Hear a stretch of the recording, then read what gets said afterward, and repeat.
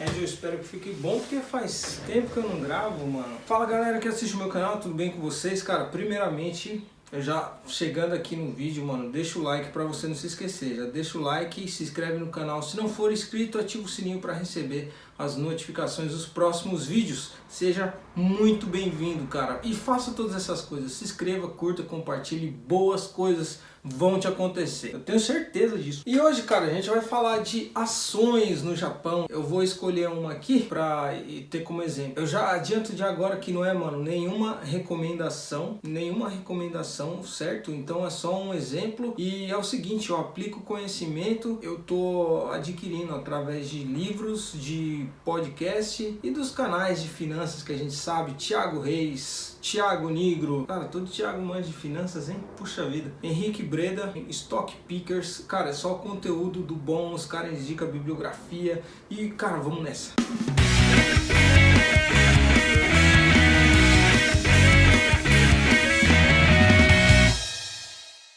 Bom, vamos lá, e teve um dos vídeos aí que eu falei a respeito da Contanisa, né? Acho que foi o vídeo passado. Falei da Contanisa que você pode comprar ações aqui, olha só, não só apenas ações, como ETFs, J-REITO, que é o fundo imobiliário aqui do Japão, e também ações do exterior. A diferença é a seguinte, cara, que no Japão não tem como você comprar no mercado fracionário. Ou você compra o lote de 100, ou você vai para outros produtos, tipo ETF, J-REITO, que você consegue comprar uma única unidade. E se você for para o mercado americano, que tem como você comprar ações do exterior aqui também, aí você consegue comprar uma. Eu tô louco para ser sócio do Starbucks porque eu gosto muito dessa empresa. Peter Lynch, cara, ele já fala o seguinte, que o investidor amador ele tem uma probabilidade de ter um lucro maior, ou às vezes até ser bem sucedido só por esse negócio, sabe, de você passar em frente e falar, mano, o Starbucks tá bombando, cara, tá sempre com cliente, lança coisa nova, no mercado tá cheio de gôndola e vendendo café de cápsula e tudo, então,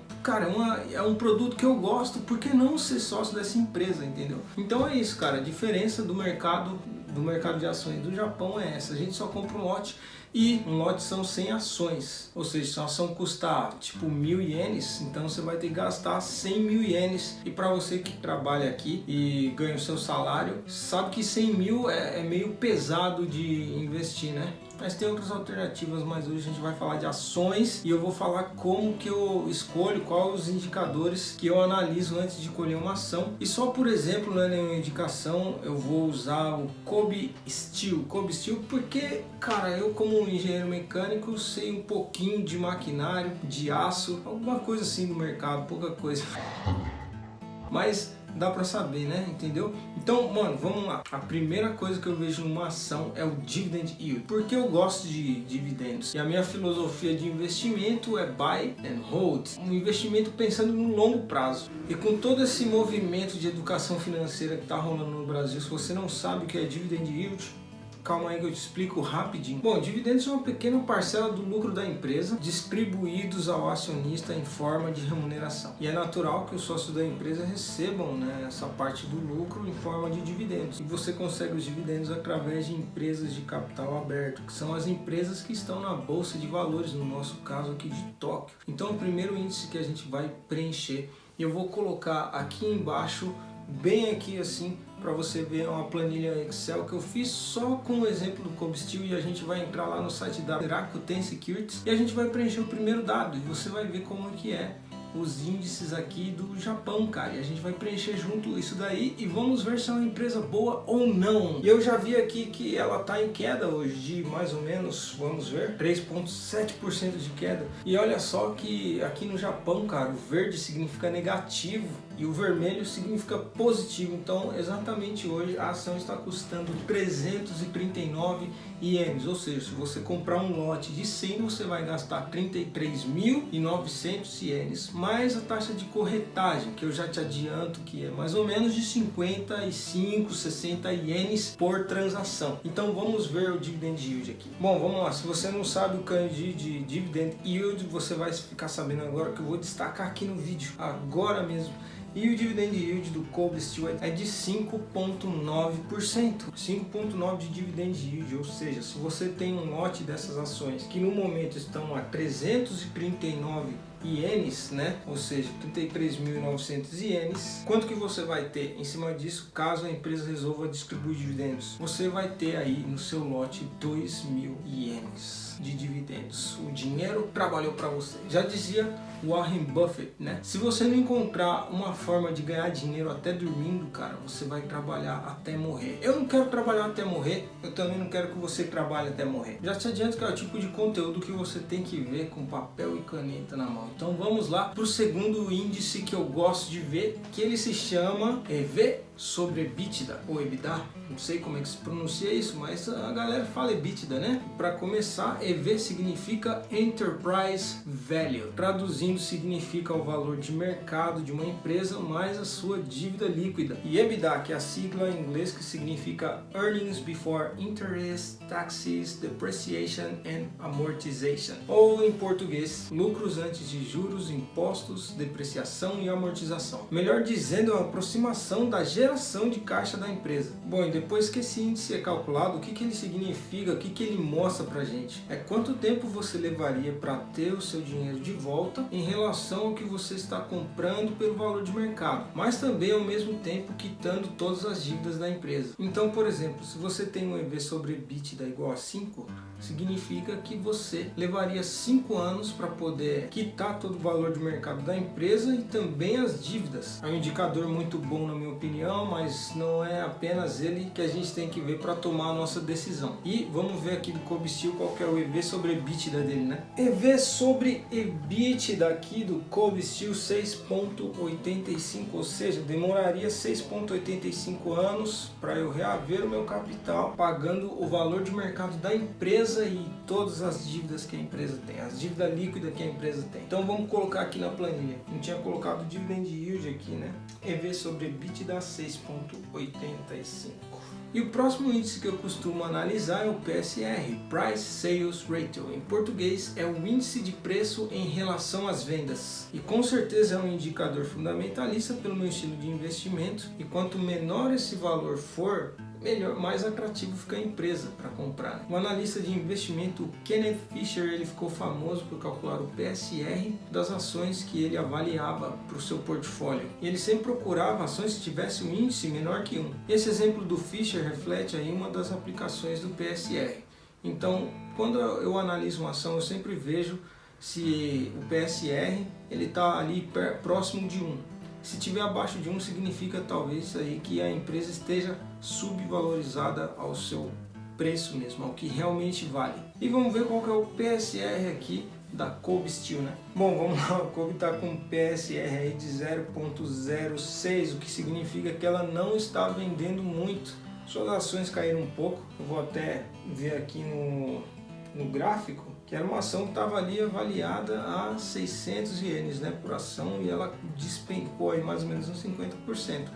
Se é uma empresa com bons fundamentos e está passando por essa crise, significa que mais para frente ela possa se recuperar após essa crise. E por esse momento a gente vê que o mercado está desaquecido e ninguém está vendendo muito praticamente, né? Então por isso a gente pode ver um índice baixo desse, né? Porque isso também é como se fosse um demonstrativo das vendas da empresa. Eu comparei com a Kawasaki, não é Kawasaki, é Kawasaki Heavy Industries aqui no Japão. Cara, eles fazem de tudo que você imaginar mesmo. Eu trabalhei numa empresa que era uma subsidiária da Kawasaki, né? E cara, tinha sempre peça, tava tudo atrasado, os caras trabalhando pra caramba porque tinha muito pedido. Isso significa que tá vendendo bem, pelo menos na época. Mas comparando aqui o índice hoje da Kawasaki Heavy Industries, que é mais ou menos o mesmo setor, né? Porque a Kobe Steel, além de vender aço, ela também vende máquinas, e estava 0,16 o PSR da Kawasaki Heavy Industries. Meu professor de japonês, cara, ele é aposentado com ações e ele tem essa ação no portfólio dele e ele recebe dividendos. E eu lembro do ano passado ele ter me dito que as ações da Kawasaki estavam meio que caindo aí, né? Então vamos ver aqui rapidinho, 0,06, né? Vamos colocar na planilha. E vamos para o nosso próximo índice, que eu dou uma olhada aqui, que é o PER, Price Earnings Ratio. E a definição desse indicador é muito simples e muito conhecida, porque, se eu não me engano, ele é muito parecido com o preço sobre lucro quando a gente analisa ações brasileiras, né? Bom, em quanto tempo eu recupero meu investimento caso os lucros se mantenham constantes, sem nenhuma variação ao longo do tempo? Então, para exemplificar, vamos supor que eu compre lá 500 ações da Samurai Limitada, né? A 100 ienes cada. E vamos supor que as ações dessa empresa lucrem 10 ienes por ação. Ou seja, PER é igual a 100 sobre 10, que dá 10 anos. Ou seja, se os lucros se manterem constantes, eu recupero o meu investimento em 10 anos. E uma única consideração também que eu vi o Thiago Reis dizendo a respeito disso, que é um índice muito parecido com o PL. Ele não falou isso, mas ele no PL ele fala que uma empresa que tenha um PL entre 10 e 20 é uma boa empresa. Se a empresa tiver um PL acima de 20, os lucros ou os ganhos devem ter sido muito recorrentes e deve ser uma empresa que gere muito caixa para justificar um PL tão alto assim. E com o PR não é diferente. Então, se você tiver um P de PER entre 10 e 20, é uma boa empresa, é um bom índice, é um bom indicador, né? E vamos ver qual que é o PR aqui do Kobe Steel, né? Vamos por aqui dar uma olhada no PR de 3.42. Não tá muito bom, né, cara? 3.42 é um pouco abaixo, né? Mas vamos colocar aqui na nossa planilha 3.42. Ou seja, se os lucros se mantiverem constantes em 3.42 anos, eu tenho meu investimento aí de volta. O próximo índice que eu analiso é o PBR, Price to Book Ratio. E esse é o índice que compara o valor de mercado de uma empresa com o seu patrimônio líquido. Lembrando que o valor de mercado de uma empresa é o número de ações emitidas pela mesma vezes o valor das suas ações. E nessa crise muita empresa perdeu o seu valor de mercado, não é mesmo? E esse índice ele indica se você está pagando caro ou barato pelas ações de uma empresa caso ela falisse imediatamente, se ela falisse hoje. E esse valor que sobra para o acionista, você está pagando caro ou barato? Ou seja, para a gente exemplificar aqui, vamos supor que a Kobe Steel vá à falência. Ou seja, primeiro ela tem que pagar os funcionários, depois credores, tal, vendeu tudo maquinário, sabe? Toda essa burocracia. E por último, para pagar é o acionista. Esse montante de dinheiro que sobra para ser distribuído para o acionista, você está pagando caro por ele ou não? Então esse indicador, quanto mais próximo de zero, acho melhor. Tanto que se a empresa tiver um PBR abaixo de 1, é considerado um investimento sólido, né? Imagina se uma empresa com PBR alto, se ela falir, você está pagando muito caro por essa ação, né? Quanto que é o PBR do Kobe Steel? Bom, se ela falisse hoje, 0.17, o que na minha opinião é ótimo, e vamos colocar aqui na nossa planilha, né? Ou seja, a gente não está pagando caro caso ela venha à falência hoje, 0.17. Bom, vamos lá para outro índice que eu vejo aqui, que é o PCFR. Até olhei aqui para conferir. PCFR, Price to Cash Flow Ratio. É o indicador que mede o valor do preço de uma ação em relação ao seu fluxo de caixa operacional por ação. Lembrando que o fluxo de caixa operacional ele leva em consideração depreciação e amortização ao lucro líquido da empresa. Para simplificar, é o tanto de dinheiro que uma empresa gera em relação ao preço de suas ações. Segundo estudiosos do mercado financeiro, esse é um índice que ele é muito confiável, porque o fluxo de caixa de uma empresa ele não pode ser facilmente manipulado, o que é bom pra gente. Bom, vamos supor que a gente compre ações de uma empresa por 10 ienes. E vamos supor também que essa empresa emitiu 100 milhões de ações no mercado e que durante um ano, durante os últimos 12 meses, ela teve um fluxo de caixa operacional de 200 milhões de ienes. Então o cálculo fica o seguinte: fluxo de caixa operacional sobre a quantidade de ações emitidas por essa empresa. Ou seja, a gente tem aí 200 milhões sobre 100 milhões, que é igual a 2 ienes. Agora que a gente tem esse valor, a gente pode calcular o PCFR. Então o PCFR é igual o preço das ações sobre esse valor de 2 ienes que eu encontrei, o que dá um resultado de 5. E o que significa esses 5? É que o investidor ele está disposto a pagar 5 ienes por cada 1 iene do fluxo de caixa operacional da empresa. É isso que esse índice mostra, é o quanto que o mercado está pagando por cada iene do seu fluxo de caixa operacional. A gente não tem um número aí para se orientar, né? Uma vez que depende muito do setor da empresa. Por exemplo, empresas de tecnologia, startup e tal, que tem um crescimento às vezes exponencial, fica difícil de calcular esse índice. No entanto, se a empresa tem um número abaixo de 10, é considerado atrativo, né? E vamos ver quanto que é o PCFR da Kobe Steel. 0,91, né? 0,91.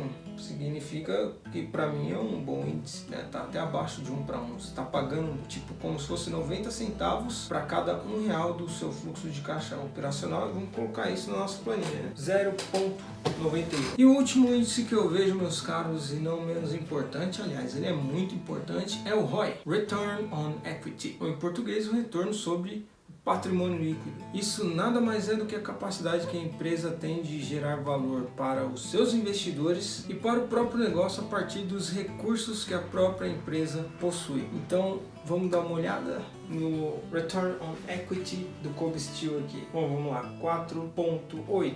Um ROI de 4,8, vamos colocar na nossa planilha aqui. E agora eu vou abrir aqui para vocês comparando, por exemplo, com a Kawasaki Heavy Industries, que é mais ou menos o mesmo setor. Então, se a gente comparar, a gente tem os índices aí bem próximos um do outro. No seu o PR, né, que está um pouco diferente, o PSR, o PCFR, né, e de resto aí tá um pouquinho próximo. Então, quando a gente for escolher uma ação, é sempre bom comparar com outras do mesmo setor, né? Só que a Kawasaki aqui é enorme, cara. É uma puta de uma empresa grande. Lembrando, não é uma indicação, entendeu? Joey, se você assistiu até aqui, não esqueça de deixar o seu like e clicar no sininho aí para ativar as notificações, se inscrever no canal e boas coisas vão te acontecer. E toda vez que eu fico sem gravar, mano, eu fico assim, meio travadão, meio sem graça e tal. Pô, mas deixa o like aí. E é muito difícil você manter a consistência, cara. Eu vejo o trampo que é você ser youtuber, tá ligado? Cara, é muito legal. E eu tô muito afim de entregar conteúdo de valor aí pra vocês a respeito de investimento aqui no Japão, que não é um assunto muito descrinchado, né, cara? Então, sempre separa um pouquinho do seu salário, pelo menos 20%. Separa 20%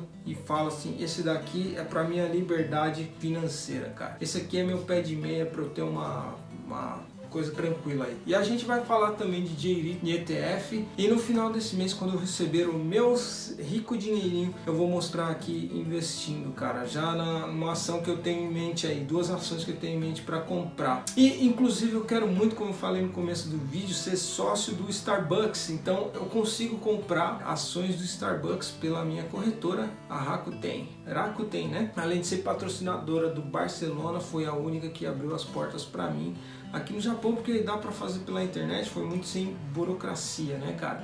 Então é isso aí, Joe. Até a próxima e valeu, tchau. Esse livro é muito bom. Ah, espera aí rapidinho, Joe. Minhas redes sociais tá aqui embaixo, beleza? Valeu.